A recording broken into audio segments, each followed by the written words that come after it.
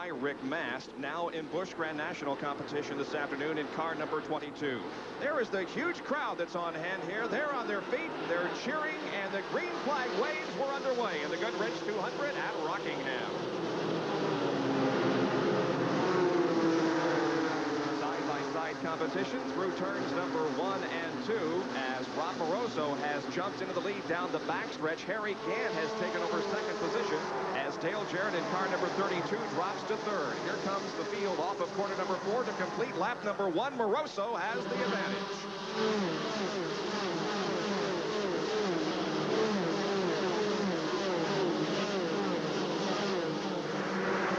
The green flag was thrown and Rick Mast's car got up to speed, the smoke went away, so maybe he is going to be okay today. I certainly hope so. Down the backstretch, there's car number 1, Mark Martin. He's driving a V6 Ford. That engine just developed and doing a fine job in that car. He is the defending champion of this race as the field comes by to complete lap number 2. It's 25, Rob Moroso showing the way.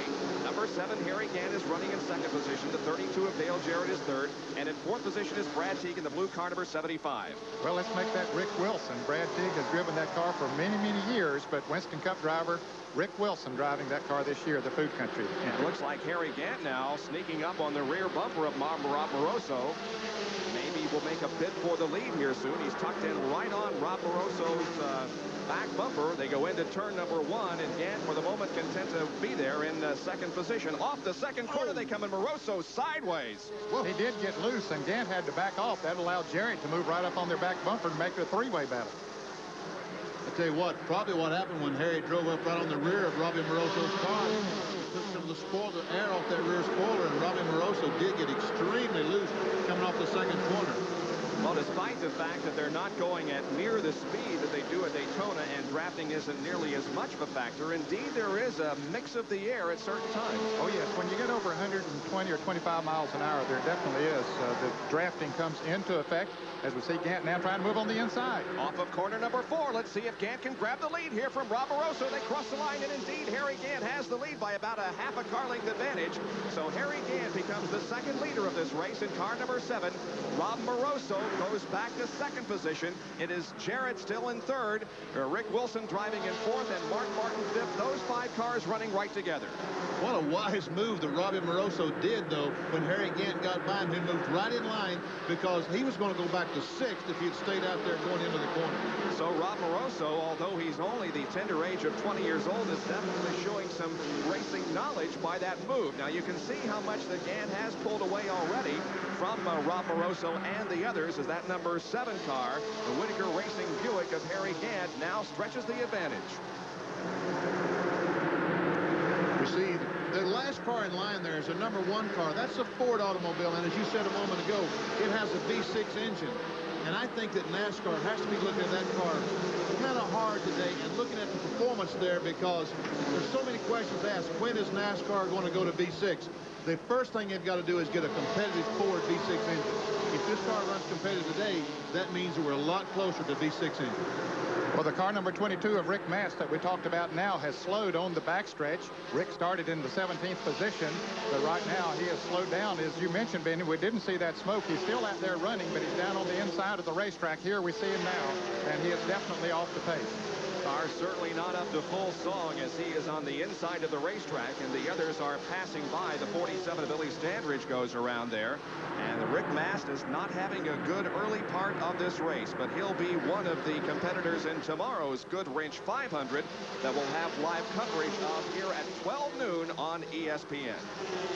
Well, Harry Gant now opening up a lead as those drivers battle for second position back there. Jarrett goes high, and here comes Rick Wilson down on the inside. So Jarrett's going to move all the way back to 5th with that little slip. Indeed, the number 75 car of Rick Wilson and the number 1 car of Mark Martin both pass the 32 of Dale Jarrett. So Dale goes back to 5th position. The order they're running in now is Harry Gant, Rob Moroso, then Rick Wilson, followed by Mark Martin and Dale Jarrett. And Dale Earnhardt is not not all that far behind, as he has been moving up steadily and currently finds himself in 6th spot. He started in 10th position, so he has picked off 4 automobiles, and he is gaining on the leaders, or at least he's gaining on the second-place car. He might not be gaining on Harry Gant, but he is certainly gaining on Rob Moroso. Got to be impressed, though, with the early performance of Harry Gant, as he was able to pass Rob Moroso for the lead, and now has been able to stretch out the advantage a little bit. And here comes Dale Earnhardt in car number 3. He is running in 6th position, and not too far behind him is the 81 car. That's Bobby Hillin Jr. And the 32 car of Dale Jarrett is off the pace a little bit. I don't know if he has the tire going down. In fact, he's coming down on the inside of the track. Earnhardt goes by him on the high side of the racetrack coming off of turn 4. And Jarrett coming into the pits. Rick Mast is in the pits already with the hood up on his car. So Rick Mast is in for some work on his car, and so is Dale Jarrett in, and we'll check on the reasons for both of these pit stops and get back to you in just a moment after these messages from Rockingham, North Carolina. Stay with us.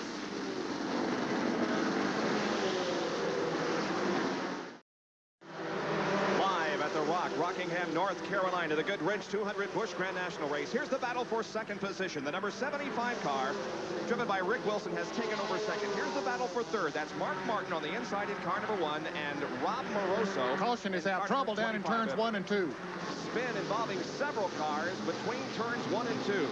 We have 2 cars that are sitting in the middle of the racetrack and several on the apron of the track, as everybody now slows down and avoids the melee that broke out down between turns 1 and 2. We'll get a better indication of who's involved in a few moments. Certainly the number 47 car, Billy Standridge, is involved, and I believe that Steve Grissom also is involved in that yellow car. And the other one we're not able to get a good look at. There's the yellow flag that's being displayed for the first time this afternoon at Rockingham. That's Brandon Baker there, Buddy's youngest son. This is his first start, I think, in Busch Grand National. That's the Sam Ard automobile that Jimmy Hensley drove last year. And here is the 38 car driven by Dave Simpson that is limping toward pit row with a lot of front end damage. And here is a replay. And the yellow car, the car number 9 of Chuck Bowen, down on the inside. He had already, the back end had started around, and there's the car spinning to the outside is the car number. That's hard to get a. Resendez is the red car, I think, on the outside, wasn't it? The 79 car that was... I believe that's correct, and the number 38 car of Simpson also involved in the crash. Steve Grissom was down on the inside of the track, and also Baker. I said that was Chuck Bowen, and that was Steve Grissom in car number 9, and Jack Caroot is in Rick Mast's pits, who is having trouble. Well, Ned, we've already documented the problems before the start of the race for Rick Mast, having to change that manifold and the excessive smoke coming out of the headers, but that's not the problem right now. You see, they burned out a coil, and they're replacing the coil, and this caution is somewhat expeditious for them, because now at least they'll be able to do it and not lose as many laps because it's under caution rather than under green. Let's go back up to you. Can you imagine that you look like the engine's gone, you have to change the intake manifold, you get that problem licked, and a oil goes bad. There is Dale Jarrett into the pits once again. He came in earlier and lost a lap, but he's in for a second time now, and they're going to be changing tires on the right side of that car. No, they're doing something to the right front. There's something wrong in the right front of Dale Jarrett's automobile. So Jarrett... I would say that they're putting a rubber in the spring. The car's probably a little loose, and they're beefing that up a little bit during this caution period. And there is Dave Simpson, one of the drivers involved in this incident, down between turn number 1 and 2. Back with more of the Goodwrench 200 from Rockingham, North Carolina, after this.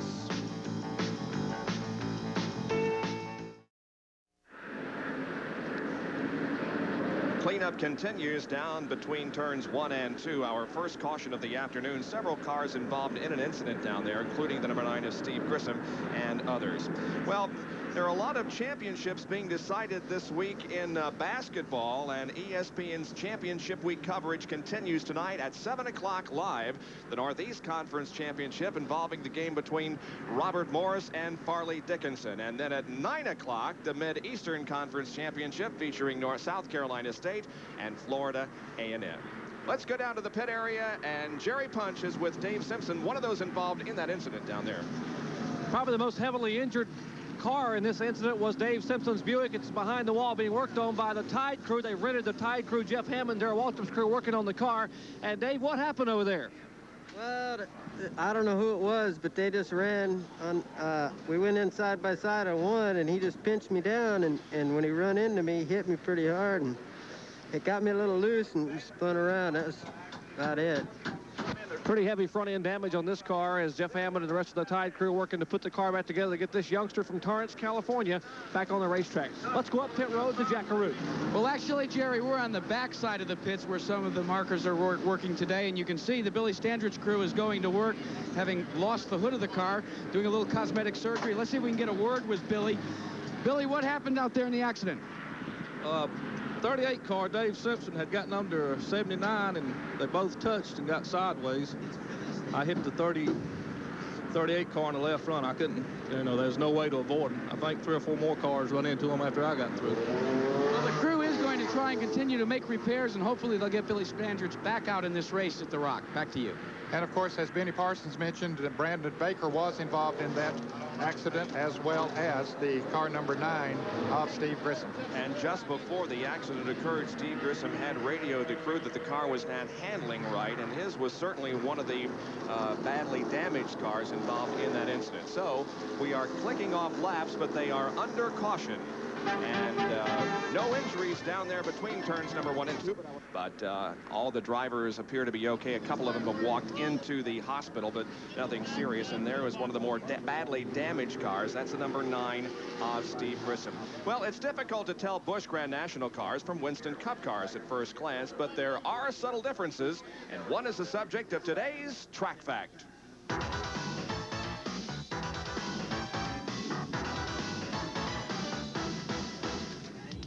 Track Facts are brought to you by Quaker State Motor Oil. The big Q stands for quality, always has, always will. When looking at the hood assembly of a Winston Cup car, you see 2 pieces, a main hood section and a separate base plate separating the main hood from the windshield. Well, take a look at a Busch Grand National car. This year, for the first time, NASCAR has mandated a single-piece hood assembly. No longer do you have a separate base plate. Why is this done? Well, it's to control the opening here, this cowl opening, which is supposed to be no larger than 20 by 2.5 inches. With a single-piece hood, this cowl opening can be better controlled by measurement. Now, with the 2-piece hoods like the Winston Cup cars had, sometimes these pieces would disappear during a race, or even they would flex back here. This base plate would flex with the wind, allowing more air to seep in here, therefore more horsepower. I'm not saying anyone would intentionally cheat, but it's a little easier to control it this way than over in the Winston Cup garage. And just possibly these hoods may be on the Winston Cup cars before the year is out. And controlling the rules, a very big part of NASCAR, Winston Cup, and Busch Grand National Racing. We're still under caution, and we'll be right back with more of our live coverage on this Saturday afternoon from Rockingham, North Carolina. There's your leader, car number 7, driven by Harry Gant. And there you also see the interval between first and second. Now a battle develops for second position. Rick Wilson drives car 75, and Mark Martin is in number 1. And Mark looked like he wanted to make a bid for that second position coming out of corner number 4, but falls back into third spot. So it is Gant, followed by Wilson, and then Mark Martin. Side-by-side competition here. The number 99 car is driven by Tommy Ellis, and the 55 car coming on the inside is Bill Parsons. Those in the outside lane are the number 87 machine, driven by Greg Sachs, and the number 34 of Jimmy Spencer. Tell you what, it doesn't get much better than that. Great race. Tommy Ellis on the inside, Greg Sachs on the outside. And this is the battle for 7th position as Ellis tries to hold on to that 7th spot. They swing out of corner number 2 and down the backstretch. Side-by-side competition. Tommy Ellis and Greg Sachs in car number 87. It looks like the inside groove might be the best way around. He was able to hang down there. Here comes Bill Parsons down on the inside, taking measure of Greg Sachs as well. So that inside route seems to be the best one right now. And also in this battle here, the number 28 machine of Davey Allison and the number 11 of Jack Ingram. So we have about 6 cars here that are very close together on the racetrack, but the side-by-side battle at the moment involves the 55 of Bill Parsons, and he is almost out of control, but saves it miraculously and lost only a few inches, actually. A nice job of driving by Bill Parsons, who was sideways in turn 4. Taught him everything he knows. Yes, and you taught him well, if you can save that. We'll take a look at it again. There we see he can't let the car go up. He has to pull it down to get it in the side of Greg Saxon. When he does, he loses the back end. But he really does do a nice job saving the automobile. And right there on his back bumper was the number 34 car, Jimmy Spencer, and he too did a nice job of evasive action. And now look at Tommy Ellis. He has moved up to challenge the number 81 car, driven by Bobby Hillin Jr. Of course, Tommy Ellis clinched the Busch Grand National Championship here last October. Trouble down in turn 1. That is car sliding sideways on the inside of the racetrack. It's Tommy Houston in car number 6. So our second caution flag of the afternoon flies on North Carolina Motor Speedway. Looks like Tommy's going to get the car headed in the right direction and will get restarted, but our second yellow flies. Then turn 1 must be extremely slick. When someone with the experience of Tommy Houston goes down the corner and apparently lost control going in, that means the racetrack is treacherous down there. Evidently, it is very slick down there. We'll take a look at it again as Tommy Houston is already sideways down on the inside. There was oil drive from that previous accident down there, and apparently his left wheels got in that, making it break completely loose. So around he goes. The other cars goes around on the outside. So Tommy Houston, the only driver involved here, and as you can see, he's coming on around. Tommy might want to adjust his approach to that turn the next time around. He's going to have to do something, but I just can't believe how he just went in that corner and apparently lost control. Now, maybe there is a problem that we're not aware of. He's going to the pits right now, and they're going to change something on the car. But how lucky he was when we saw that spin that the car stayed on the bottom of the racetrack. If it had drifted back up across the racetrack the way they normally do, you see all those cars coming behind? Oh, it yeah, could have been bad. It really could have been. So he was very fortunate in that respect, and Right Tommy front knew tire's that, so flat. he was trying to keep it down. Yeah, his tire does appear to be flat, so he's coming in for a change right now. Talked about the experience that Tommy Houston has. He has started all 208 Busch Grand National races, and now Bobby Hillin Jr.'s service is completed on his number 81 car. He's being stopped at pit road. Now they're giving him a go sign, and he'll be able to fall back in the tail of the field on the racetrack. Bobby Hillin Jr. from Midland, Texas, out after a pit stop. New sponsor on that car this year, Rosie's Stores, a retail chain in the southeastern part of the country. Now, Bobby had started in the 4th position today, but he was dropping back in the pack. It didn't seem the car was handling too well for him, so I guess he decided to come in and get some tires and try to correct that. He had fallen back to 7th before he decided to come in for the fuel stop, and there you can see the drivers taking advantage of this yellow flag. These are cars on the backstretch. Let's go down to the pit area once again. Well, Ned Jarrett, you mentioned Bobby Hillin had been dropping back. Well, the reason he's dropping back is he blew their good engine this morning in the final practice session. So Jerry Kennan, the crew chief, and the rest of that crew had to really scurry around and put a backup engine in the car. They just got the engine put in the car and were able to fire the car and get it online prior to going for the green flag. So Hillin lucky to even be in this race, much less running competitively. And there he is on the racetrack at the tail of the field, Bobby Hillin Jr. And the NASCAR North Busch Grand National Champion for 1988, Jamie Albee, is behind the wall in car number 41. This is a mixed race of the NASCAR North drivers as well as the regulars on the Busch Series, and the champion now out of it here today. As a matter of fact, there were 4 Busch Grand National North drivers starting in today's 39. We are back at Rockingham, and you are seeing the resumption of the race. The green flag drops, and the competition resumes as Harry Gant still has the lead in this Goodwrench 200 Busch Grand National race. It is Rick Wilson running in second, Mark Martin is third, and fourth is Dale Earnhardt. And a battle for 5th place. Tommy Ellis got a good jump, moved on the inside of Rob Moroso. He got a little bit too much of a good stop because NASCAR is going to black flag him the next time for jumping the restart. So Tommy Ellis, the defending Busch Grand National Champion, here is the black flag for him. That'll be a stop-and-go penalty. A little over anxious. Sponsored by Goo Goo Clusters this year, the number 99 car of Tommy Ellis. There you can see he's still racing with the 87 car of Greg Sachs, but he's going to have to heed that black flag that has just been displayed too. In fact, he may be doing so right now. Indeed, he is slowing down, dropping to the inside of the racetrack, and Tommy Ellis will be penalized for jumping to restart. What happens on this penalty is that he goes to his pits, he stops, and then he's allowed to go off, to take off again. Let's see if they use the opportunity to do anything to the car. It doesn't look like it. It's just going to be a very quick stop. And Tommy Ellis makes a complete dead stop and then accelerates out of the pit area. I'm surprised they didn't at least try to put a little bit of fuel in it, but I guess they didn't want to take that much time. He wants certainly to try to stay in the lead lap, and the leader is coming across the start-finish line now, so he's about a little more than 3/4 of a lap behind. That's a pretty severe penalty for jumping one car if you lose 3/4 of a lap. But NASCAR says that you're not going to jump the restarts. That's a penalty, and everyone knows it. So. And there is second and third position. Rick Wilson, car 75, and Mark Martin. And look at these guys. They were racing together before we had the caution, and they're back racing together once again. This time it's the 28 of Davey Allison, the 87 of Greg Sachs. Jimmy Spencer is there in car number 34, and so is the 11 of Jack Ingram. Now let's go to Jack Arute, who can answer a question posed earlier by Ned. Jack? Ned, you asked why Tommy Ellis didn't at least put some fuel in his crew, that is, and their answer was very simple. It would have taken too long. Back to you.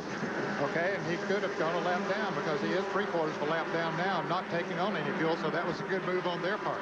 And you can figure that with the history of this racetrack, there's going to be adequate number of cautions to come in and get fuel, so it probably was a good move on Tommy Ellis's part not to take on the fuel. Here's Jimmy Spencer making a good move down on the inside. New sponsor on his car this year, Wayne Paging, in car number 34. He's a former National Winston Modified champion. And Phil Parsons is slowed on the back straightaway. He's out on the inside as we watch Jack Ingram in the 11 take the spot. That's what I was mentioning just a moment ago when Rob Moroso fell back and saved the guys from keeping that inside line. See, what happens to Sachs is he's unable to get to the inside, and just car after car is passing him. If he ever gets to the bottom of the racetrack, he'll probably be able to run as fast as some of those other cars. And he's being passed by the 38 car driven by the 38 car driven by Kenny Wallace, and the 55 car of Phil Parsons is behind the wall. So another one of those Winston Cup competitors who has crossed over to Busch Grand National Racing has pulled behind the wall. And look who has moved up into second place. Mark Martin now in the Ford has moved up to second and is closing in on Harry Gant, who is leading this race. Look at him really picking up through the corners. He is going through the corners so fast. His new V6 engine is a Don Kowalski built machine from Lynchburg, Virginia. This will be the first race for the Kowalski V6, and it is very impressive at the moment. I believe the Gant might be having a tire problem or something. He has slowed a little bit, not taking anything away from the run that Mark Martin is making right now. But Harry Gant has pulled out to a good lead, and you can see the car goes a little bit high in the turn, not too much, but just a little bit. And Martin now. Harry Gant won the fall race here last year, and Mark Martin won the spring race last year, and these two are running first and second at the moment. Now we'll go we'll take a look now at the number 75 car, which is in third position. That, of course, is driven by Rick Wilson, but it is falling back just a little bit as Harry Gant and Mark Martin go for it. Here's Mark Martin moving to the inside of Harry Gant, coming off of corner number 4. They cross the stripe. They're in a dead heat, and now Mark Martin pulls ahead going into turn number 1, our third leader of the afternoon. Now we are going to go back just a few laps ago and show you how he got second position from the number 75 car of Wilson.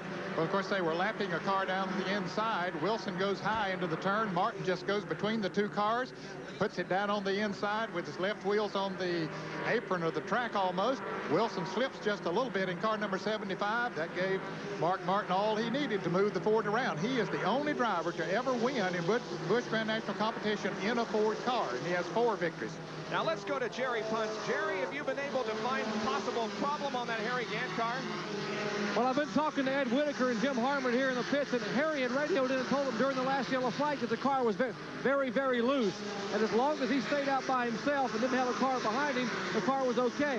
But once Mark Martin was able to run him down and put the nose of the Ford beneath the Buick of Gant's car, the rear of his car, it took air away from Gant's spoiler, and the car was so loose that Gant couldn't drive it. So Gant decided, I'll back off and bide my time and wait for a yellow flag or a pit stop to get that corrected.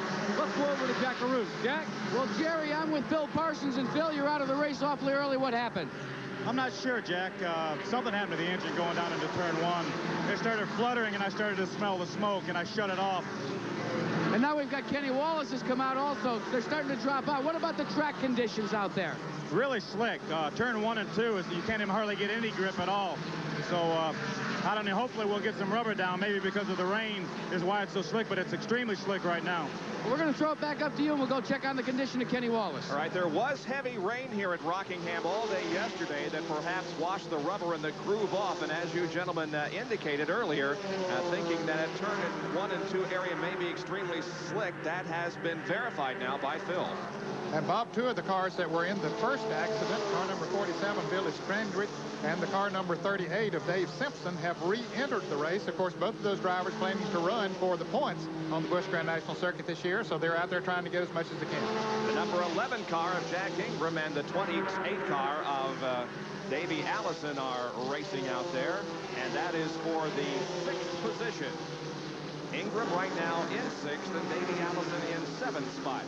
Jack Ingram perhaps had the worst year in 1988 that he's had in a long, long time. He didn't win a race on this circuit, and it's been more than 20 years since he didn't win a feature race in this type of competition until last year. So he's really confident about 1989 and running a very good race here today. Down in the pit area, meanwhile, there's a lot of work going on. The Kenny Wallace car, and you can see Rusty there kind of leading the operation, and Jack Arute is standing right there. Jack? Well, what they're working on is in the back, and it looks, Rusty, as if maybe you broke an axle. No, he's tore a drive plate up on the left rear. I've never seen it happen in my life, the way it tore up. So they're just going to have to pull the caliper off and fix that. It's strange, I'll tell you. Very, very strange. Let's see if we can get a word with Kenny. Kenny, how tough is it when you've got to sit here with something as strange as what's happened to you? We thought it might have been an axle, and it was even simpler than that. It was a plate. Well, it's really tough. You know, a brand new team, we're running this well, and we're putting all the critics to rest running up front like this. And, we'll bounce back. It's a bad deal, but, what can you do? It's something really freak. So, we'll just have to get out there and run for the points. Tough to sit and wait, but that's what he's going to do, gentlemen. And another driver with a big future ahead of him. Very impressive by sitting on the pole at the Daytona Goodies 300 last month. And for the first time ever, they have a rookie program, Rookie of the Year program in the Busch Grand National Series this year. And, of course, Kenny Wallace is one of the rookie drivers. And there is Mark Martin moving around traffic in car number 1. He's the leader of this race. Second and third position, Harry Gant in second, Rick Wilson in third. Car number 75 running in 4th position is the number 25 car. That's driven by Rob Moroso. You can see here that Gant and Rick Wilson are running right together on the racetrack as they also try to lap some of the slower traffic, taking the high groove in turns 3 and 4. That was Harry Gant going completely to the top of the racetrack that time, trying to get by the Joe Bessie automobile. And there is the number 11 car of Jack Ingram, and he is up to 6th spot. Doing a very impressive job. Davey Allison in number 28 runs in 7th, and Jimmy Spitzer in car number 34 is in 8th position. And we might as well give you the other 2 that are in the top 10. The 9th spot is being held down by the number 2 of L.D. Ottinger, and in 10th position is the 45 car of Patty Moise. L.D. Ottinger just went by the Davey Allison automobile, so that must have moved him up a couple of spots. Now here is Dale Earnhardt driving car number 3. He is in 5th position, and the 11 car has indeed been closing the last 3 laps. And so Dale may have his hands full here trying to keep on to that 5th spot. Yeah, he had moved up to 4th place on that last restart, but now he has dropped back to 5th. Rob Moroso has passed him. Rob has dropped back to the 5th position, and now it looks like Jack Ingram definitely is closing in on him. And here comes Harry Gant, who led this race early. Let's see, does he have a tire problem? What is it they're going to do? Well, they're going to move to the right side of the car and change the tires on that side and also refuel the car, and Jerry Punch can describe the action. Well, apparently they have a tire problem, and the tires just could not wait as Gant is getting slicker and slicker. 13 seconds, 14. So it's over 14 seconds. Gant down and away with 2 right-side tires. But Jerry, like Dale Jarrett, when he made an unscheduled pit stop for tires, Harry Gant will go a lap down. Mark Martin just went around him.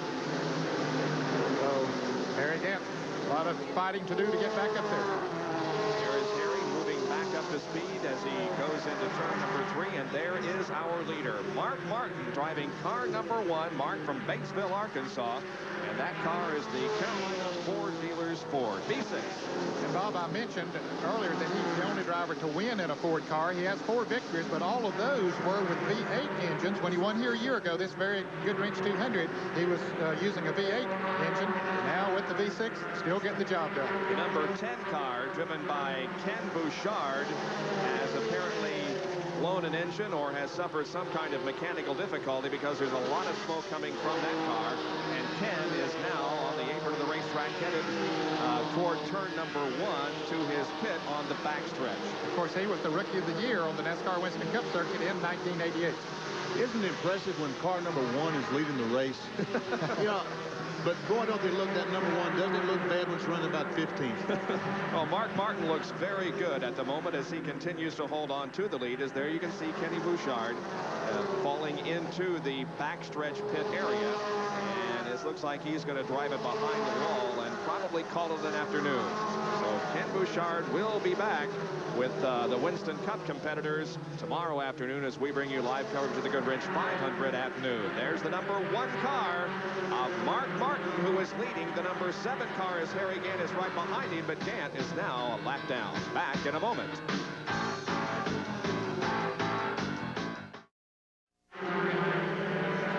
Jenkins, Ned Jarrett, Benny Parsons, Jack Arute, and Jerry Punch back in North Carolina Motor Speedway, Rockingham, for the Goodwrench 200 Busch Grand National Race. Now, the number 7 car there is Harry Gant, and he is running ahead of our leader, the number 1 car of Mark Martin. But Harry has only gotten his lap back, and he lost it when he came in for a pit stop, and here's how he got it back. And remember this incident because it could be very important to the outcome of the race. Yes, it could be. Harry, with the new right side tires on the car number 7, was able to move down on the inside. Mark Martin slips up a little bit in the car number 1, and Gant just motors right on by.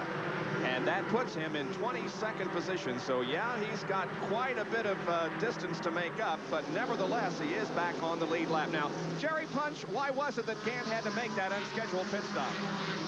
Well, we saw Harry's car getting looser and looser. He just couldn't drive the car in the corners. And what happened? He had a right front tire going down. A small puncture in the right front tire here where it's been marked cut.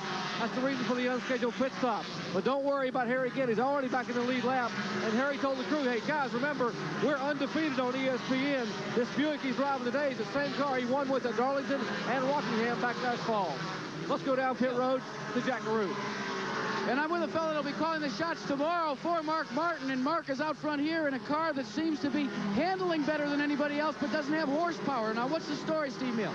Well, he hasn't really run the car hard yet, Jackie, because we want to make sure we can go all the way on the left side tires. We anticipate changing the right side tires at halfway for fuel. We don't want to make but one stop, so we're pacing them, making them run just as fast as we need to.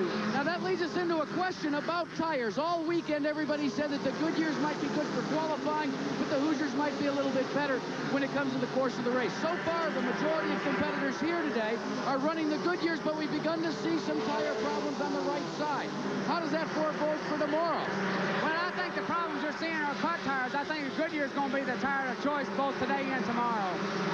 Well, that's the story, at least his vote, thus far in this race and also for tomorrow, gentlemen. All right, now let's talk about this. We mentioned that perhaps the V6 Ford was down on horsepower, but remember, Benny, that car came out of nowhere earlier in the race to pass Gant, although Gant may have been slowing down a bit, but maybe indeed there is more to this engine that's being shown right now. Well, there could be. The thing that I was basing my opinion on was just watching the thing on the screen in the corner just close up on the other automobiles. Looked like that he was handling so much better. Plus the line, we watch Mark Martin right now. He's able to stay on the bottom of the racetrack, right on the bottom of the racetrack, much better than anyone else there. And that is with tires that have now been run 73 laps. So that's a good mark of a handling race car, and he's closing back in on Gant. He'll try to put him a lap down again. Ooh, wow, look at that. Harry Gant and that white 7 go through that traffic. And Mark Martin, he just follows him through. Well, that's fun when you can do it that way. Oh, it is. It's what great fun these guys are having right now. There's nothing in the world like it, Ned. You know that. Mark Martin drives a Ford in Winston Cup competition and a Ford in Busch Grand National. And we asked him earlier in the weekend, you seem to really enjoy running that Ford. Why is that? It's a challenge to us. We think we can win with the Ford V6. Soon. And not very many people think. And that's the kind of deals I like to be involved in, because I think we can. Caution is out. Where's Harry? We have a crash on the backstretch. Harry Gant's going down the backstretch in heavy traffic. We see him go underneath the Patty Moise car. Now he's going straight to the top of the racetrack. But I think he's going to meet Martin back and get his lap back. Indeed, it looks like that Martin is coming in for a pit stop. So Harry Gant does get the lap back, and the leader, Mark Martin, is in the pits. Jack Arute is right there. Well, Mark Martin locks it up, but now they've gone to work in what should be a fairly normal pit stop, right side rubber only. We're going to let you just listen to the action here.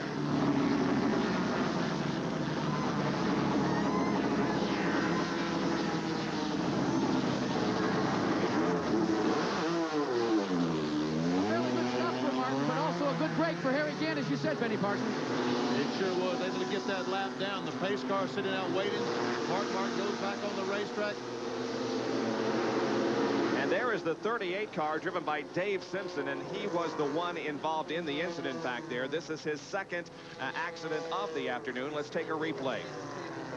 Well, Simpson, I imagine, gets bumped from behind by that other automobile. You can't tell, but it looks like he could possibly have gotten bumped from behind that automobile. Slammed him down on the inside to the inside retaining wall. The car turns back around. Here's the second place car of Rick Wilson in the pits. And I think Rob Moroso, we'll check on him a little bit, but I think Rob Moroso came in too early. I think that he might be a lap down. Here's Dale Earnhardt in the pits. Most of the top drivers coming in for a change of at least 2 tires during this caution period. Our third caution of the afternoon, Dave Simpson having contact with the backstretch wall. Dave, of course, is the son of Bill Simpson of Simpson Safety Equipment. Bill himself a former driver, and Dave Simpson moving into Busch Grand National competition from open wheel competition. There is Earnhardt going back out on the racetrack, as is the number 45 car driven by Patty Moise. Our third caution is out on the Goodwrench 200 from North Carolina Motor Speedway. We'll be back. Under caution because of an incident on the backstretch involving Dave Simpson. Now, the 25 car is the first car behind the pace car, but he's not on the lead lap, Ned. That's Rob Moroso, who started on the pole here today. We noted that Mark Martin came down pit road as soon as the caution was coming out. He was the leader pretty far in front of Rob Moroso, so he got his service, got his 2 tires changed, got back out before the pace car came out on the track. Rob Moroso was several seconds behind him. He came in and made a pit stop, but he did not get back out before the pace car pulled out, so he is almost a lap down. Tell you what, it's awfully hard to make a pit stop on a 1-mile racetrack and not be lapped, even on a caution flag situation, if the pace car isn't on the racetrack. And in this case, Bennett, everyone except Mark Martin were still running at full speed. They stayed out there. They got the caution, stayed out, and then slowed down behind the pace car and came in for their pit stops. But Rob came in before the field got slowed down. Exactly right. So he watched all those guys, those veterans. We talked about just a moment ago being a rookie or a young man. He watched all those veterans in Daytona dive in. But Daytona is 2.5-mile racetrack. There's a big difference. Jack Arute has a tire story on pit road.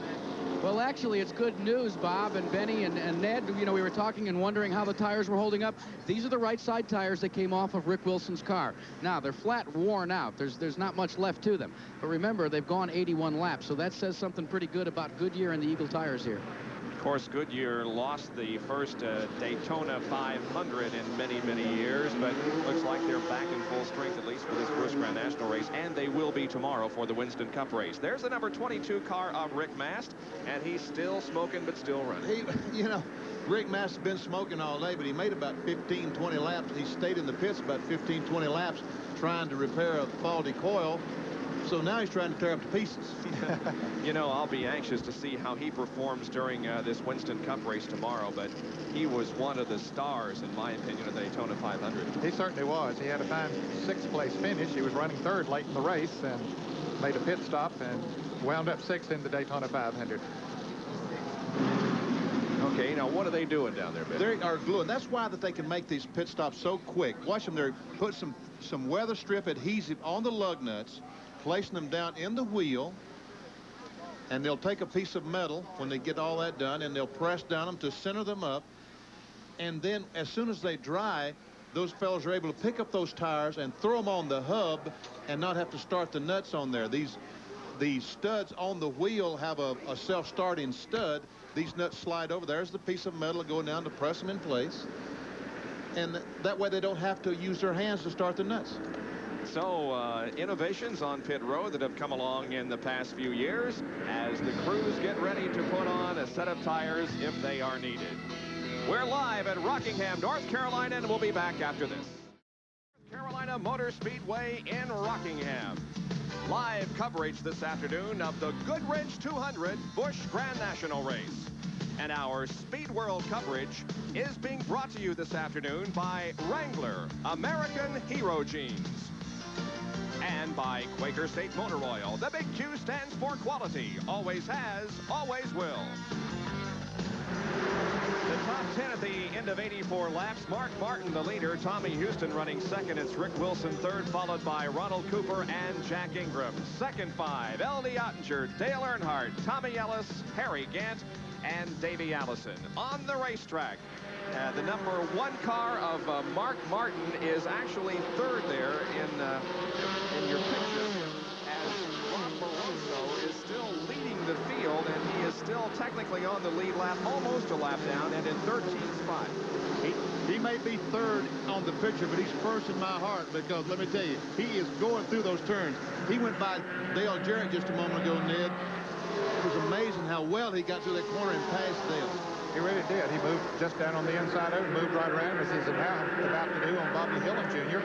The car is really working for him, and that's the key to getting around a 1-mile racetrack. Particularly when, excuse me, Bob, but particularly when the racetrack is as slick as they're saying this racetrack is, and it looks like it is. Mark Martin to the inside, passing the 81 car of Bobby Hillin Jr. Mark Martin is our leader in car number 1. Let's go to Jack Arute for an update. Well, we checked with Mark Martin's crew, and basically what they say they're going to do is if there are no more cautions, which is highly unlikely, they will stay out. If there is another caution, though, they are going to come in only for fuel. They're real pleased so far with the way the car's handling and the way the tires are going. So they think they can gain a little bit of an advantage for that lack of so-called horsepower that you pointed out before by staying out there and only taking on fuel if a yellow comes. Just a moment ago, we watched the 1 car go down in turn 1, and he went in as hard as he's been going in. The white car behind him, Bobby Hillin, tried to follow him in the corner. He almost ran into the wall up between 1 and 2 because his car just will not stick like Martin. See, watch how high that Bobby Hillin's car is going in the racetrack. It just will not stick the way Martin's car is. He was a little squirrely going through that first and second turn also, was Bobby Hillin Jr., but this car seems to be handling to perfection. Mark Martin, car number 1, the leader of this race. The number 2 car, driven by L.D. Ottinger, also involved in this battle here, is the 28 car of Davey Allison. And there is Harry Gant in car number 7. And so Gant has now moved back up into the top 10 after being down a lap. Does that surprise you? Harry knew that L.D. was going to come down the racetrack there because he just backed off and let him fill that hole between the Davey Allison automobile. That's Davey Allison in the black and white 28, L.D. Ottinger in the red, black and red number 2, and Harry Gant in the all-white number 7. And right in front of the green and white car is Greg Sachs. You know, L.D. Ottinger, his car is owned by a friend of mine, Ron Parker. And I met Ron about 7 or 8 years ago. He had never been to a race in his life. He now owns a race team. It's in your blood. It does. I've ruined another one. There is Allison and the 87 car of Greg Saxon. These guys are about a straightaway behind the leader. And there is Gant. Oh, and Gant and Sachs make contact coming out of corner number 4 as Harry moved up high on the racetrack. It got pinned between the 87 car of Sachs and the outside wall, but all is well, and Harry picks up a spot. And we'll take another look at it, as it was a close call down there coming out of corner number 4. Of course, Gant, the white car on the outside, Greg Sachs in the green car on the inside, and boy, he was against the wall, and Greg just pinned him right up there. Good piece of driving by Harry Gant and by Greg Sachs as well to pull out of it. And you asked me why I quit driving a race car. Yeah, and you also commented, I think, during a break a while ago, or maybe it was during warm-ups this afternoon, about how it scares you to look at those guys down there on the track, but you don't have that feeling when you're down there driving. No, I tell you, that you have to draw up when you see Harry get, because Greg Sachs didn't have any idea in the world that he was outside of him, and he's coming up against the outside retaining wall. Harry was close. Well, Gant's running strong. He's just picking up on Davey Allison right now. And I don't think we can count Harry Gant out of this race yet. No, he got the break that he needed, got back in the lead lap. As you can see, Rick Mast apparently giving it up for the day. That smoke continues, but here goes Harry Gant down on the inside. And boy, he makes it look easy. Yes, he does. That Ed Whitaker car is working well. The Buick machine driven by Harry Gant as he has picked up another spot, passing Davey Allison. Harry Gant's pursuit to the front is continuing. No sponsor on that car this year. He's been sponsored by Stoll in the past, who sponsors him on the Winston Cup circuit, but they're looking for a sponsor. Let's go to the pit area. Jerry Punch has a comment on the Harry Gant run. Oh, it's interesting. You mentioned that he had a sponsor last year, and they won 5 times last year. 5 more than anybody else in the Busch Grand National competition, and yet it's so competitive here, they lost their sponsor. So what Ed Whitaker, the car owner, is trying to do is we need to win today. We need to have a good showing today on ESPN, so we just may be able to get a sponsor. And what I'm told is there are at least 3 sponsors waiting in the wings to see how Gant runs today. So Gant is driving like a man possessed. He needs to get that sponsor, needs to get it in a hurry so they can run more events this year. Gant in car number 7 and Davey Allison in car number 28, 6th and 7th position. Harry Gant's performance at the Daytona 300, the Goodies 300, he finished in 26th position. I tell you what, Rob Moroso was in front of the Mark Martin automobile just a moment ago. We're not seeing that on the screen. There's Rob Moroso, and there's the leader, Mark Martin, in car number 1. But with that, at the halfway point, Rob Moroso is able to stay in front of Mark Martin, and Mark can't gain on him. So there's another car that's not out of this thing if we can get a caution flag. Yeah, he's still in the lead lap. He's currently running in 13th position. There are only 13 cars in the lead lap. It looks like now that Mark Martin might be gaining just a little bit on Rob Moroso, but Rob driving his heart out, trying to stay out there and hoping for a caution flag. An unfortunate situation that resulted in Rob Moroso going almost a lap down. He is 7/8 of a lap down, perhaps we should say. But again, if we can get a caution period here, we'll be able to get right back into the thick of things. Rob Moroso, car number 25, was the pole sitter for this afternoon's race, qualifying at 144.918 miles an hour, just a little bit slower than the track record. I see Kenny Schroeder coming off turn 2 smoking quite badly, so he's got some type of problem. I wonder if Rob's father, Dick Moroso, called that pit stop just a few moments ago. I don't imagine Robbie will have too much say to his father, do you? Probably not. They made a mistake, whoever called it. Moroso going to the outside of the 02 car down the backstretch. That's Dave Davis, driven by from Freeport, Massachusetts, one of those Busch Grand National North competitors. Mark Martin from Batesville, Arkansas, is leading the Goodwrench 200, and we'll be back to North Carolina Motor Speedway after this. Come into the Rockingham pit road area, and his engine is over. It looks as if they may have had a problem with the ignition. He is now getting out of the car, but he did not come in under his own power. A tough break for this man that was leading, and our new leader, lo and behold, is Rick Wilson, another Winston Cup competitor. Let's go back up to the tower. Mark Martin led 52 of the 104 laps and then came into the pits, and it appears to be all over. Rick Wilson in car number 75 is now the leader of the race. And what's that do to Moroso, or does it do anything? Well, it certainly gives him a little bit more breathing room right now, because Mark Martin was breathing down his throat to put him a lap down. It also put Dale Jarrett back in the lead lap, because Mark had lapped him, and now Jarrett is in front of Rick Wilson, so that helped that situation. Let's go to the pits, and Jack Arute has caught up with Mark Martin. And Mark, it looks as if it was some sort of a problem with the ignition. Yeah, the ignition went out. You know, that's racing. The Carolina Ford dealers. Thunderbird was running great. I wasn't even running hard, but last year we won this race with a slower car, with a 5th place car. This year we had the fastest car and didn't win, so that's racing. Hey, what about it, though? Very promising for the V6, and especially for the Ford V6. It was fantastic. The car was just perfect. I mean, it handled good and ran good. It was easy. Well, it might get a little bit easier later on in the year in the Busch Grand National Series for this guy, because it looks as if the V6 is really going strong. The number 1 Ford goes behind the wall, but Mark Martin will be in the number 6 Jack Roush prepared Stroh Light Ford tomorrow during the Winston Cup race. And here is Rick Wilson, and he has now pulled alongside of the number 52 car of Ken Schrader as they battle side by side. It was a close call up there, wasn't it, Vinny? Lord have mercy. Poor Wayne Patterson slowed coming off the second corner, and he looked up and he had the whole world behind him, including Rick Wilson and Kenny Schrader in the 52 car.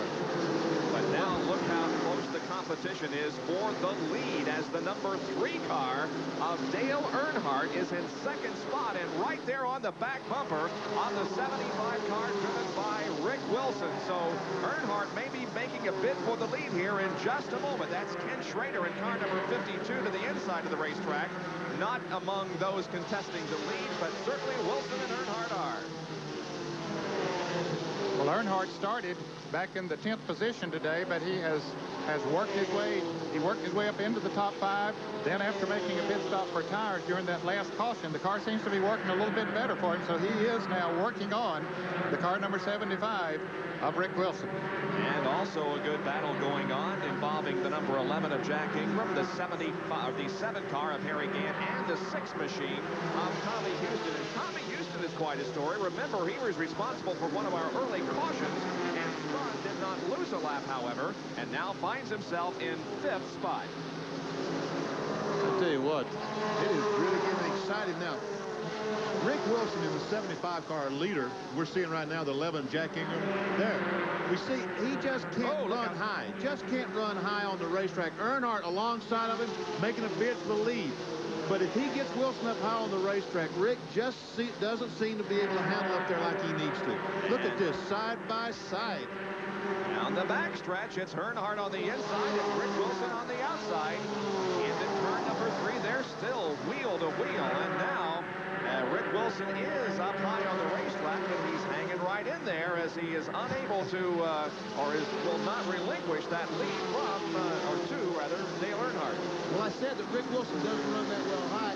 Unfortunately for Dale Earnhardt, that's the only place he can run very good. I'm telling you, they got close down there going into 1. I think they may have even rubbed a little bit. I tell you what, this is Rick Wilson. He's determined he's going to show everybody he's a race car driver. And he did. He stuck in there, and he still has the lead. Dale Earnhardt. Don't you know Archie Long with Goodwrench, the general manager of Goodwrench? He's having a big day right now with Earnhardt running as well as he is. And now you can see that Rick Wilson has been able to separate himself by a couple of car lengths from Dale Earnhardt. And now here comes Harry Gant. Yeah, he has moved up into 3rd place now, has moved around Jack Ingram, and is gaining on those front 2 cars. So we're going to have a 3-way battle for the lead here very shortly. There's the interval between 1st, 2nd, and 3rd. And now Dale Earnhardt once again challenges Rick Wilson for the lead. Earnhardt to the inside of the track in corner number 1, pulling alongside. Rick Wilson takes the high line once again. Earnhardt trying to wrestle that top spot away. They come out of 2, and Earnhardt is a little bit squirrely. And now Wilson still holds off the challenge.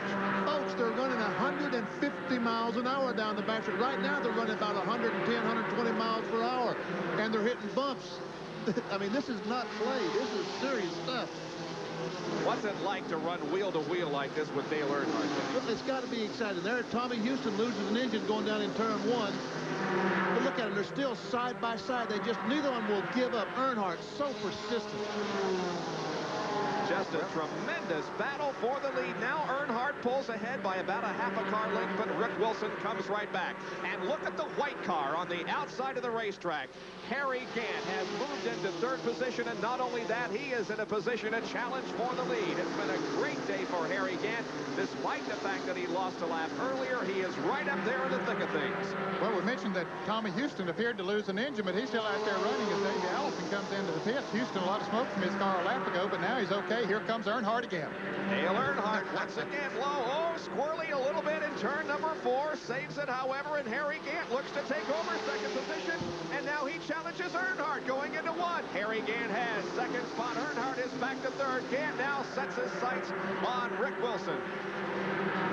Harry Gant, he just dominated the Busch Grand National circuit last year. The races that he ran, he won, I guess, the majority of the races that he did run. There we see Davey Allison in the pits. He looks like he's got a major problem. Now, Harry's on the inside of Rick Wilson now. Let's see if he can make it stick. Earnhardt couldn't. As a matter of fact, Harry Gant started 15 Busch Grand National races last year, and he won 5 of them, a pretty good percentage. Here he is challenging Rick Wilson now. 1st, 2nd, and 3rd right here, fans. But that racetrack is slick down on the inside, and he just couldn't get the traction he needed. And Earnhardt pulled up on the outside of him, and I don't think Harry was expecting that. look how much distance he lost to Rick Wilson, because Earnhardt got him by surprise, pulling up on the outside and coming off the second corner. The red and white car 52 is also hanging in there with this group. However, he is a lap down. That is Ken Schrader. We're concentrating on the 75 of Wilson, the 7 of Gant, and the 3 of Dale Earnhardt, first, second, and third. They ought to make the spectators go back out and come back in, because they've already got their money's worth. Well, here's Earnhardt trying to move down on the inside, but I don't know. I said earlier in the race that the inside was the place to be, but now I don't think it is. I think that groove has gotten so slick down there that it's tough to get traction. You might be exactly right, because we see Rick Wilson. He's up in the middle part of the racetrack and able to hold these fellas off. Davey Allison has gone behind the wall, and it may be all over for the son of Bobby. Davey Allison, one of those that will also be competing tomorrow in the Winston Cup race. And now here comes Earnhardt, challenging Harry Gant again for second spot. Earnhardt and Gant side by side. Rick Wilson hangs on to the lead. Good battle for second. But is he going to be able to make it stick down on the inside, especially in turns 1 and 2? That track must be very slick down on the inside, because he just couldn't get traction. Here, there's on the inside again down in turn 3. He might be able to make it stick in this corner. Let's see. He's alongside Wilson. We'll see how it comes out of turn number 4. And Gant maybe with the... Nope, I think Wilson had him by about a bumper going across the line. But man, oh man, what a tremendous race going on here. 3 Winston Cup veterans are going at it, and this slower car, number 45 of Patty Louise, could play a very big role here. Yes, it could. She's going to get caught up in some very heavy racing. Oh, surely they don't do that. 3. Come on, Earnhardt, get in there. Let's see how this shakes out as they approach Patty Louise. No. Benny, would you say that if you were in the middle lane? Would you say, come on, Benny, put her on up in there? No. I'm watching now, and I'm excited. Well, here's Gant now trying to take the lead down on the inside as they move in on Patty Louise. Will she play a part, though? Will he be able to get around before he gets to her? Oh, he just said, okay, I'm going up there. Patty drops to the low side of the racetrack, and here come the top 3. It is now Gant with the lead. Earnhardt is running second, and Rick Wilson is third. And coming into the screen back there is the maroon and white number 11 of Jack Ingram, who is running fourth while they were doing all that battling up front. He has caught up to them. So Jack Ingram, the former 5-time national champion of this division, not out of it. There he is in car number 11. Jack Ingram has moved up into 4th position. Well, some great racing is going on. We hope you'll stick around for the conclusion of it. We're at Rockingham, North Carolina for the Goodwrench 200.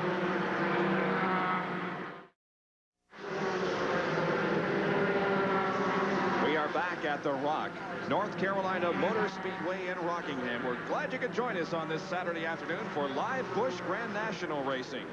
And it's been an exciting race so far, and we've got several more laps to go. Now, here have been the lap leaders. Rob Moroso was the first leader, then Harry Gant. Mark Martin has also led, so has Rick Wilson, and Dale Earnhardt has also led some laps. Out of the race, Dave Simpson in car 38, then Brandon Baker, Steve Grissom, both involved in an incident down between turns 1 and 2. Jamie Albee, one of the Busch Grand National North drivers, is out. Kenny Wallace, Ken Bouchard, Mark Martin, Davey Allison, and Rick Mast have also gone behind the wall and are out of competition. Now, Harry Gant is the leader of the race with 131 laps to go. Jerry Punch, what have you learned regarding Harry Gant's pit strategy for the remainder of the race? Well, gentlemen, if you remember back last spring, we were in this race, and Harry Gant was leading, but he ran out of gas with 4 laps to go. Now, Gant last pitted on lap 78. That would give him 120 laps to the conclusion of this event. They figure they could possibly run maybe 116 laps. That would put him out of gas again with 4 laps to go. Talk about deja vu for Harry Gant. Well, they may have to try to wing it. They have to gamble and go all the way. Let's go up pit road to Jack Carew. Well, we talk about Dale Jarrett, who started on the outside. It seems as if he's only going to have bad luck. He had a left rear tire go soft on him, and while they made the exchange, the stud broke. It cost him an additional 35 seconds on pit road and literally put him out of the contest today. Back to you. The car 75 of Rick Wilson is coming down pit road. Looks like he was smoking coming down the front straightaway just a moment ago, and it looks like he may have an engine problem. Yes, he takes it behind the wall. So Rick Wilson, who had led this race and was running in third position, now he goes behind the wall and calls it quits for the afternoon. Rick Wilson will be back for tomorrow's Winston Cup race. Maybe that's a result of just racing so hard with Earnhardt and Gant just a few laps ago. There's Rick Wilson from Bartow, Florida, driving the Food Country number 75 car. Jerry Punch, we can see. Go ahead, Jerry. Hello. Go ahead. Rick Wilson still sitting in the car here, trying to get unbuckled and trying to get some comments after a great run here in the car. And we'll try to get Rick in and see if we can get a comment from him as he is trying to get unbuckled and get all the gear off so he can hear us in just a moment.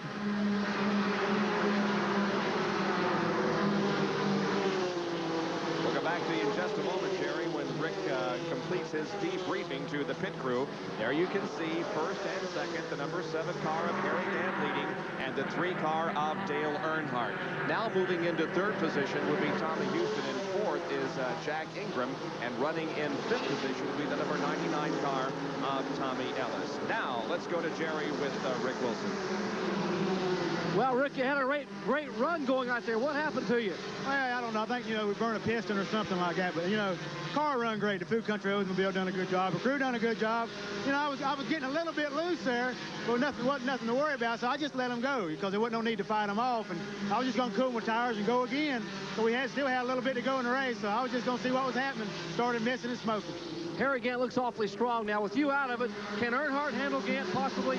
I don't know. Harry's awful strong, especially when he get a free lane in front of him, he can run a little bit high. That's the deal. When I was on the outside of him, I could really run up there, and that's what you got to do right now. So we just can't make the car stick on the bottom. But, Earnhardt's a hard charger. He'll be there, but I think Harry can handle him. Well, it ain't over yet, as they say. Let's go up pit road to Jackaroo.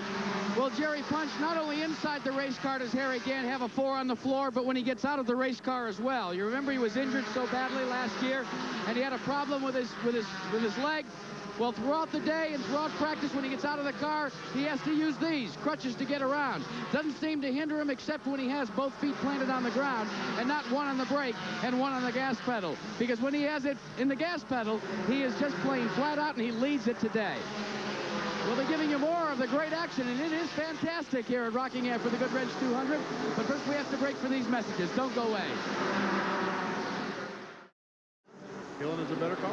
The number 25 car, Rob Moroso, is on the lead lap, and the car is running strong, but he's going to have a caution flag, it appears to me, to really get back into a competitive situation. Yeah, I think he might be running a little faster than any other car on the racetrack, but he was almost a lap down. He's pulled away from those front runners, but he's still has a long way to go to catch up to them.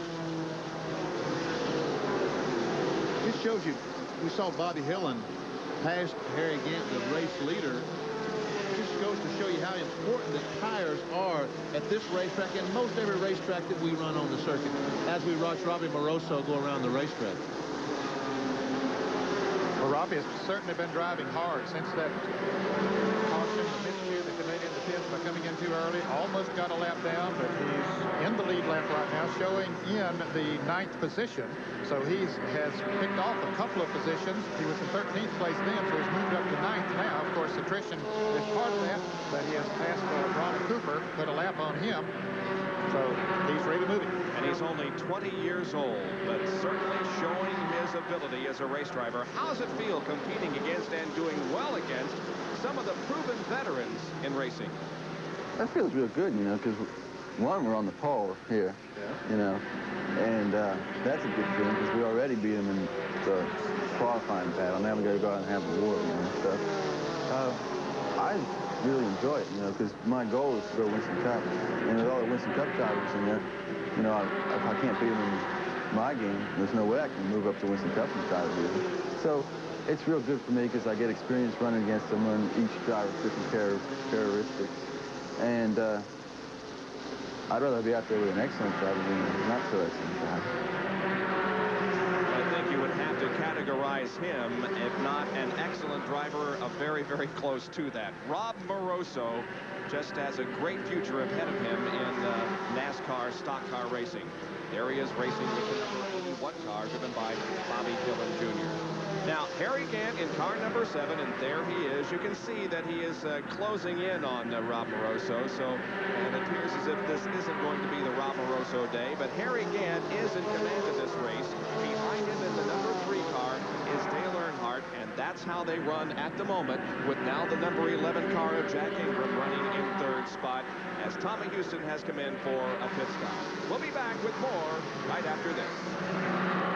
The Earnhardt's gaining, boys. Back at Rockingham, and Benny Parsons, your suggestion just as we were going to break about Dale Earnhardt closing in on Harry Gant is absolutely accurate. He's now within 3 or 4 car lengths, running in 2nd position. You know, the last time I saw this number 3 car, it was tumbling across my line of vision at Daytona. We were sitting down in our Speedway motorhome looking at the area there between the tri-oval and turn number 1, and the number 3 car came tumbling through our line of sight, hitting the wall and overturning, but it's running very well now. And here's also some great competition as the number 11 car of Jack Ingram is running in 3rd position, and now the number 99 car, I believe, of Tommy Ellis has taken over that spot. Yeah, Jack Ingram has a problem. He's about to come into the pits. He had moved up into 3rd position, running a very good race, but we see him now coming down pit road. Could be a flat tire. Let's go to Jackaroo in his pits. And indeed, that is what the problem is. They've come onto pit road.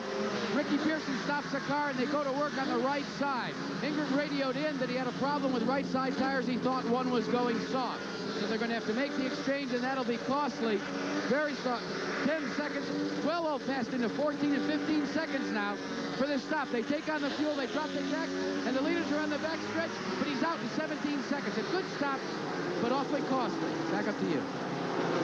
Well, of course, he'd go a lap down in that exchange, Jack, and too bad for Jack Ingram, former national champion. Okay, guys, hang on. We fixed to see some exciting racing again. Harry Gant has caught Rob Moroso and Dale Earnhardt. Rob Moroso wants to stay in the lead lap. Earnhardt wants to get by Harry Gant to take over the lead. We are going to see something exciting. Let's watch Harry Gant to see if he can put a lap on Rob Moroso. And while we're watching that, Jerry Punch has a comment on the fact that I was mentioning a few minutes ago, and that was Dale's horrible practice crash at Daytona in a Busch Grand National car. Jerry? Well, Bob, his $70,000 race car was totally destroyed, and that car could not be rebuilt, and they're trying to put it back together at home. As Earnhardt now takes the lead here in Rockingham, but the car he's driving here today is a short track car that he purchased from Larry Pearson, two-time Busch Grand National champion. And now Earnhardt trying to negotiate heavy traffic much like a short track, and that's where this car came from. In fact, this car won on ESPN last year at Bristol, Tennessee with Larry Pearson aboard. So Earnhardt has got to be very pleased with the way this car is running, given it's a short track car, not geared for Speedway competition. I was right, wasn't I, Bob? Look at him go at it. Harry Gant lost the lead in this deal. Dale Earnhardt now leads the Goodwrench 200, and Harry Gant is back to second. It happened in heavy traffic. Okay, Earnhardt following Gant into the turn as they were following Rob Moroso. Gant went high, he had to brake, and he went high. Earnhardt took advantage, dipped down on the inside, and took the lead. Now we've got another lead change. Harry Gant is retaking the lead, and now he's on the outside of Rob Moroso. Moroso don't want to give it up. We're going to be 3 abreast. Watch this. Resendiz in the front. No, maybe not. Maybe I lied. Well, it's going to be 2 abreast, that's for sure. There's Gant moving high on the high side of Resendiz. And here comes Dale Earnhardt. He's going to be the meat of the sandwich, shall we say, coming off 4. But Gant holds on. So they finally put Rob Moroso, the pole sitter, a lap down. Now look, Earnhardt's going to throw on the inside of Harry Gant, side by side. It looks as if Harry Gant may have a right rear going down or blistering because that car is sliding high on the racetrack. It goes into the corners. Yes, he is going very high. Here, Earnhardt jumps up on him as they go into the turns. Harry has a lot of horsepower down the straightaways. That Jim Ruggles built V6 engine doing the job here down the straightaways, but it does look like the car is ill handling as he goes into the turn. Here's Earnhardt following him this time in the high groove down in turns 1 and 2. Harry Gant's going in very high, going through the corners very, very high, like the car is extremely loose. But Earnhardt's running up there as well, so maybe that's just as good as they can run at this point. Here's Earnhardt on the bottom again. Give us some traffic so we can have 3 abreast. This is getting boring, 2 abreast. We've got about 34 more laps to go, and it is anybody's race. Harry Gant and Dale Earnhardt are having a shootout here at Rockingham.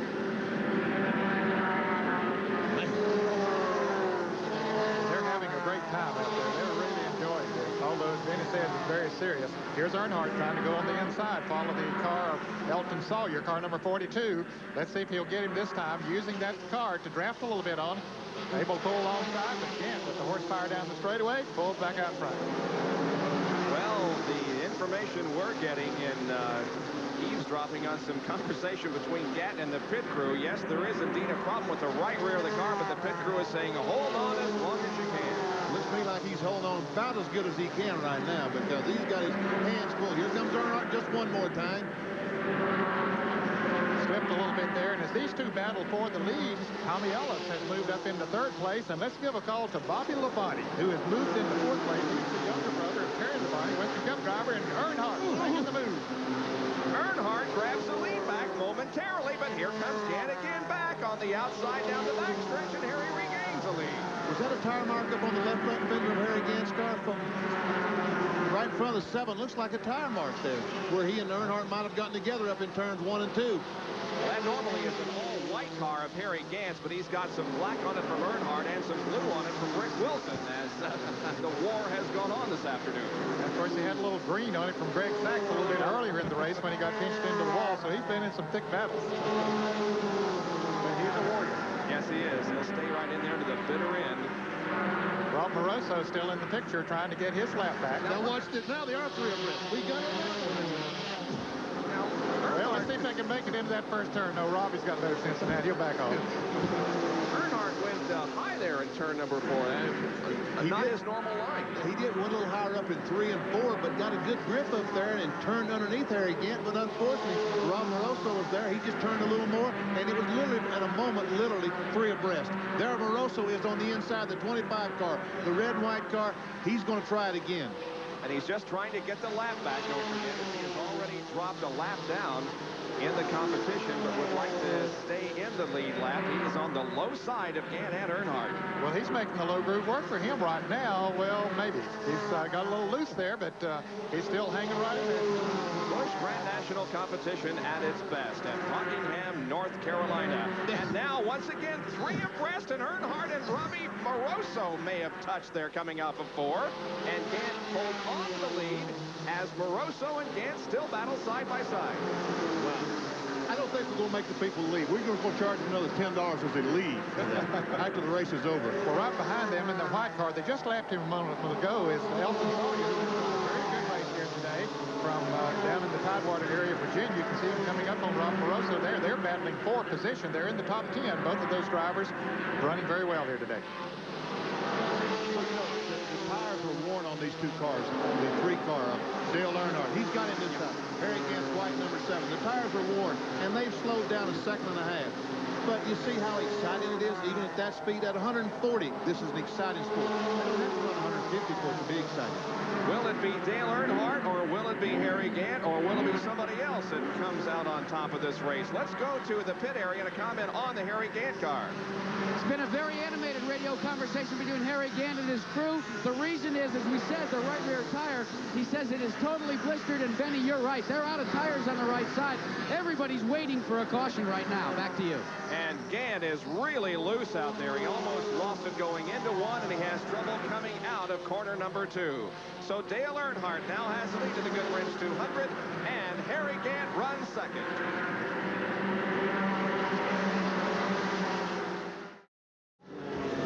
A lot going on here in Rockingham as Dale Earnhardt has come in for a pit stop, but we are under caution. He was the first to come in, however. There was a car that spun. It looks like Greg Sachs spun coming off of turn 4.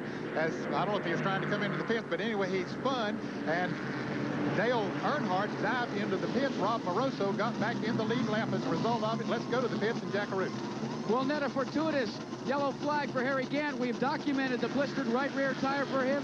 What great pit work by Ed Whitaker and the crew when they said, hang on, stay out there. He battled Dale Earnhardt. Now, under caution, they've been able to come in, exchange that blistered right rear tire, and he's back out, and he's in the hunt, despite the fact that Earnhardt's out front. Back to you.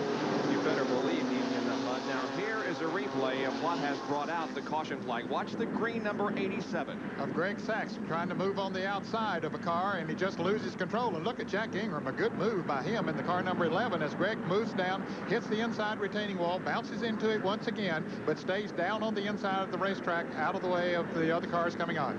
Well, it was a perfectly timed caution for Harry Gant and for Rob Moroso. Gant now has that right rear problem corrected, and Rob Moroso is going to be back in the thick of things. Rob Moroso is coming into the pits right now as the Greg Sachs cleanup continues in turn 4. There's Moroso's pit stop.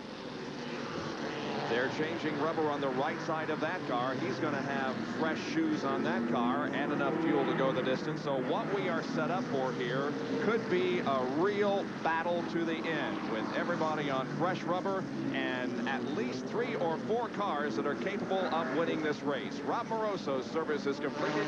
He goes back out onto the racetrack as we continue to be under caution at Rockingham with 177 laps to go.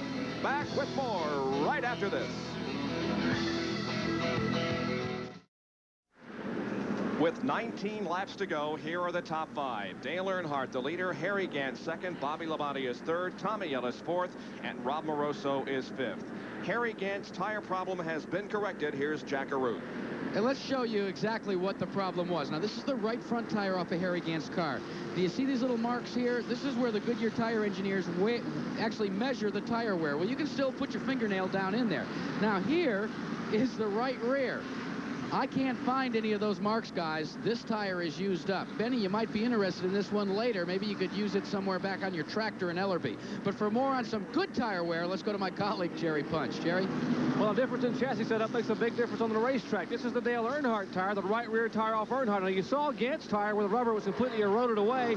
This one almost completely about half used up. But 101 laps on this right rear tire, so a good setup for Earnhardt. The car running very well. It may translate into a victory for the Goodwrench Chevrolet. Gentlemen? All right. That's great work. That was super work by Jack and Jerry.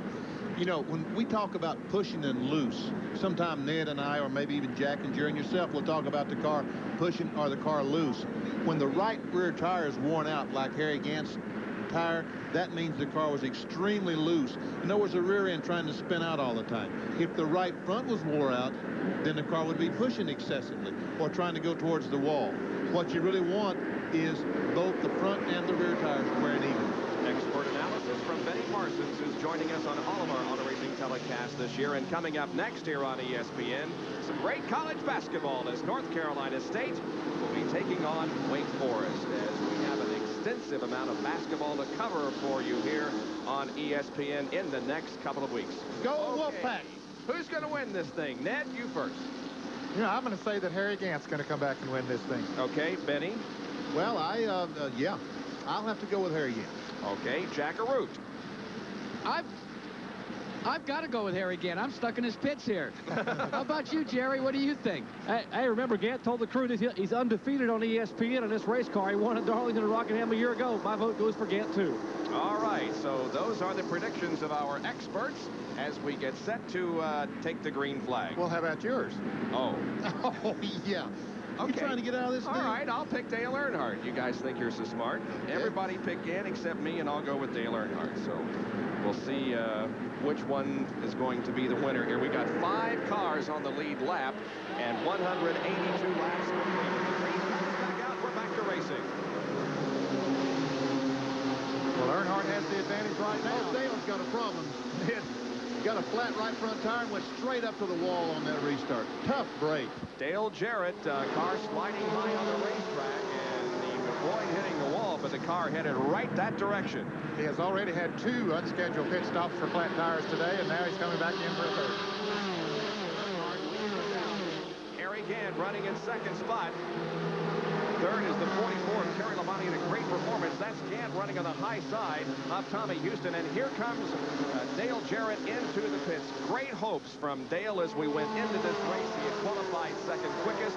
Had something to prove because of the incident at Daytona a few weeks ago. But it was not a good day for Dale. He will be one of those competing tomorrow afternoon at noon in the Goodwrench 500 Winston Cup race. Able to get just a little bit of advantage on Harry Gant the first couple of laps after this restart. I think they'll probably run 4 or 5 laps pretty evenly, and we'll see who is going to be the dominant car. Back in the pack, meanwhile, we pick up on the number 99 and 25 cars. The 34 car is not in the battle for position, but the 99 car of Tommy Ellis and the 25 of Rob Moroso are battling for position, and they're going for 4th. It's hard to see the 99 car on Tommy Ellis's car because it's so covered up in goo-goo, but... But I'll tell you, that's good candy. You gotta admit that. And Rob Moroso in the Swisher Sweets car. So this is a 4th and 5th. 99 of Ellis in the 25 car of Moroso. 1st and 2nd here, Earnhardt in 3, and Gant in 7, and Gant is smoking. There is some smoke. I thought a couple of laps ago, but I thought maybe it was some dust, but that time, undeniably, some smoke out of the back of Harry Gant's car. Should be tire smoke, should it, Ned? Well, I don't know. If its back end is as loose as it appeared, I mean, wearing that right rear tire out, it could be that it would have been. Oh, Earnhardt almost got it sideways off 4, gave Harry the advantage. He's alongside. Ooh. And led that lap, but just by about a bumper. Look at this. Battling back is Dale Earnhardt. Oh, they touched. They touched. There's some debris. Oh, yeah. There's some damage on the left side of Earnhardt's car. Is it going to affect the tire, maybe? I don't know. It doesn't look like there's smoke coming from it. So just a little piece of bumper or something came off, or the aluminum between the bumper and the sheet metal of the car. Let's watch it again as he made the pass. Down on the inside, Gant in the white number 7, Earnhardt in the black number 3, hugs down close to Gant. But Gant with the inside groove, as they start off of the turn, he just accelerates. The right rear of Gant's car touches the left front of Earnhardt's car. What great camera work. Did you see the left front tire stop? Yeah. On our camera, when Earnhardt hit the brakes, the tire stopped. So look now, at the smoke. Look at all that smoke out of Harry's car coming off the front. Less than 10 laps to go, and I don't know whether that smoke is from anything but from an engine problem, because it appears to be rather prominent. Let's go to Jack Arute. Bob, if we don't have enough drama already down here, listen to this one. The crew is telling NASCAR that the smoke coming off of Harry Gant's car is from the right rear tire. They're just smoking the tires. But NASCAR's saying we're going to look at it because we don't think that it may be that. And, you know, NASCAR's real concerned about safety, so this isn't over yet. Let's go back to you. They will indeed take a very close look at that car. If they determine that there is some oil dropping from that car, they will black flag it. And there you see the conversation going on between the NASCAR officials and the Gant pit. Well, Rob Moroso is putting himself in position here. He's moved up into 3rd now, moving around Tommy Ellis, who is running 4th, and now Rob Moroso, you see him come into the picture back there. He is gaining on Dale Earnhardt. So we have seen 2 drivers laps down get their lap back, and now running in the top 3rd. Harry Gant lost a lap, so did Rob Moroso, or at least Rob came very close to losing a lap, but now right there in the thick of things. But I'll tell you, Harry Gant, despite that smoke, whether it be from the engine or from a tire, appears to me to have this race in hand, and I may have to change my prediction here, but that car is... No. You're humping with Dale Earnhardt. And I'm not sure Dale's going to finish 2nd, because here comes Rob Moroso to challenge him for that spot. Moroso moving to the inside of Dale, coming out of corner number 2. They'll race down the backstretch. Moroso's on the inside at 25. Earnhardt outside car number 3, and Moroso has him, but here comes Earnhardt back. Side-by-side competition. Moroso now passes Dale Earnhardt and takes 2nd. Woo! Look at Earnhardt working those hands inside that car. We see some good camera work by our ESPN crew. We see Earnhardt sawing that wheel coming off the corner. 5 laps to go when they came around the last time, and here comes Tommy Ellis trying to move up on Dale Earnhardt. That's right. Those 3 cars there are 2nd, 3rd, and 4th. Moroso, then Dale Earnhardt, and the 99 of Tommy Ellis, while Gant leads the competition. Less than 4 laps to go now as Harry Gant. And the black flag is being displayed to Gant. Jack Arute. That's indeed what they're doing, Bob. NASCAR has determined that it is not tire smoke. They're going to bring him in, and it'll be a mandatory consultation here on pit road. A tough break for Harry Gant and crew. Well, now let's wait a second, fellas. You have, what, Vinny, 3 or 4 laps that you can go without before you... 4 laps, I think it is. This race will be over by then, so Harry Gant can stay out there, I believe, and not violate the black flag rule. Well, I don't know. If I was Harry Gant, I certainly wouldn't stop. I'd argue about this for the rest of the night, but look. If they were to bring that car in and find no oil whatsoever on it, and race because of that. It would be a very unfortunate situation. Now, coming down, here is lap number 195. Now, again, let's explain that. When you're given the black flag, you've got 4 laps to come in. Is that right? That's right. You have 4 laps to heed the black flag before you come in. After that, they pull the scorecard and stop scoring the car. But they gave him the black flag with 4 laps to go. So he's going to stay out there, apparently, as we watch this battle for 3rd position. Now, the white flag is coming out this time around for Harry Gant in car number 7. Yeah, but also the cross flag is coming out. That means he's disqualified. It's 3 laps. I think the rule is 3 laps. And, oh, no. Look at this now. With Gant out of the picture, apparently that's the situation. Rob Moroso, it appears, is going to win this race. We're watching the battle for 2nd between Tommy Ellis and Dale Earnhardt. This is the battle for 2nd with Harry Gant eliminated from the race because of the black flag. Here they come down off of corner number 4. Rob Moroso is going to win the Goodwrench 200. The battle for 2nd. No, it's won by Dale Earnhardt, I believe. I think it was by a foot or so. I can't believe that Harry Gant lost his race.